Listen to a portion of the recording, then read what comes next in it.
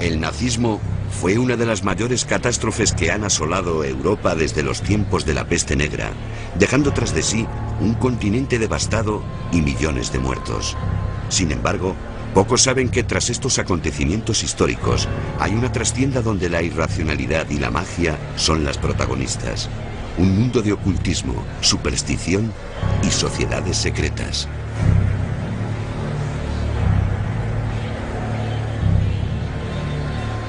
Bueno, se han escrito miles de páginas acerca de las relaciones entre las ciencias ocultas, el esoterismo y el partido nazi.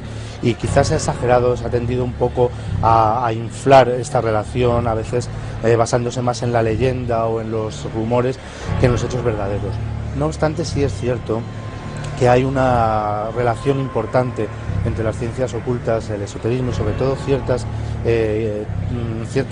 teorías de moda en los años 20 y 30, como la teosofía, la antroposofía, el espiritualismo, el orientalismo, etcétera, que jugaron un papel importante dentro del Partido Nacional Socialista. Desde el principio, los altos mandatarios nazis frecuentaron la compañía de toda suerte de ocultistas, magos y videntes. El más importante de ellos sería Jan Erik Hanussen, uno de los personajes más extraños de los primeros tiempos del nazismo. Sus propios compañeros serían los que acabarían asesinándolo después de que hubiese vaticinado en una sesión de espiritismo el incendio del Parlamento alemán, ordenado por Hitler con la intención de culpar del hecho a los comunistas. Comunicó a los asistentes, entre los que se contaban también el conde Helldorf y otros miembros de las SA, que se iba a producir una tragedia, un incendio, un feroz fuego iba a acabar con un importante edificio de Berlín y la causa iban a ser los comunistas.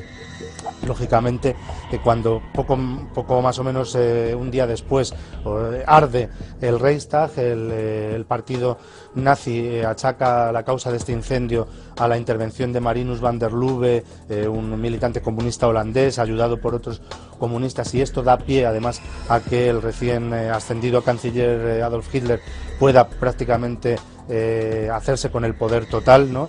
Pues resulta bastante sospechosa esta circunstancia, teniendo en cuenta que casi a renglón seguido también Hanussen va a desaparecer y no se va a volver a saber nada de él hasta la aparición de su cadáver.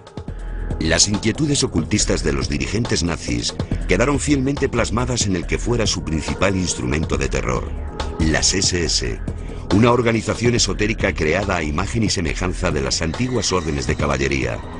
Heinrich Himmler instauró su sede en el castillo de Wewelsburg, un verdadero Camelot para su orden negra. Tiene una forma triangular, una torre muy grande en la que en la parte inferior hay una cripta con las cenizas de los héroes caídos. Por encima, una copia de la capilla del Santo Grial, donde se reúne con esos líderes de las SS. Ahí también está su astrólogo favorito, Wilhelm Wulff. Y se puede decir que el castillo de Wewelsburg es para las SS el centro de su poder esotérico, de su culto esotérico y de búsqueda de objetos de poder y de intento de llevar adelante ese estado dentro del Estado que las SS siempre quisieron tener. En medio de aquel clima de fanatismo e irracionalidad, no debe de extrañarnos que en la Alemania nazi tuvieran éxito las doctrinas científicas más extravagantes. Fueron, por ejemplo, la doctrina de la tierra hueca, que planteaba que vivíamos en el centro de una esfera, que por lo tanto lo que veíamos como cielo y que pensábamos que podía ser, o que pensamos que puede ser el universo, realmente eran los bordes de esa esfera. La teoría también, o una derivación de esta teoría, que planteaba que había mundos subterráneos, es decir, que había realmente océanos y que había continentes, vegetación y población bajo nuestros pies. 60 años después de aquel movimiento más religioso que político, los historiadores aún se preguntan cómo es posible que el país más culto y avanzado de aquella Europa fuese invadido en apenas unos años por aquella espiral de irracionalidad. Fue sin duda una fiebre por lo mágico y lo ancestral, que se llevaría hasta sus últimas consecuencias con expediciones y proyectos secretos que superan cualquier ficción. A demostrar su superioridad, los nazis no dejaron sin explotar ningún mito ni religión. De hecho, cogían prestada cualquier creencia que pudieran adaptar a la causa aria.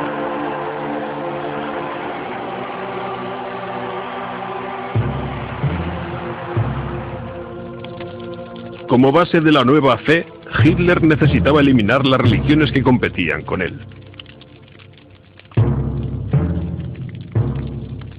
Con el fin de lograr el control absoluto, no solo utilizó el poder del mito, sino que optó también al ritual cristiano.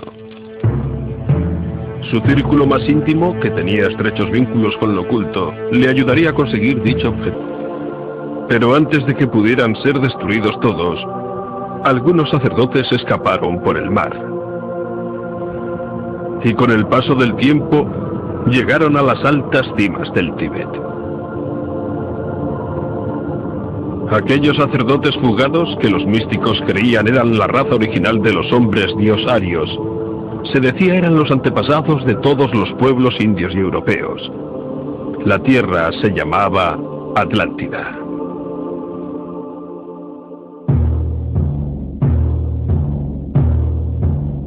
Algunos místicos alemanes afirmaban que el mito de la Atlántida era una historia verdadera. Era la prueba que ellos tenían de que los arios eran el pueblo elegido, descendientes de los superseres de Atlantis, y que habían perdido sus poderes al mezclarse con los meros mortales.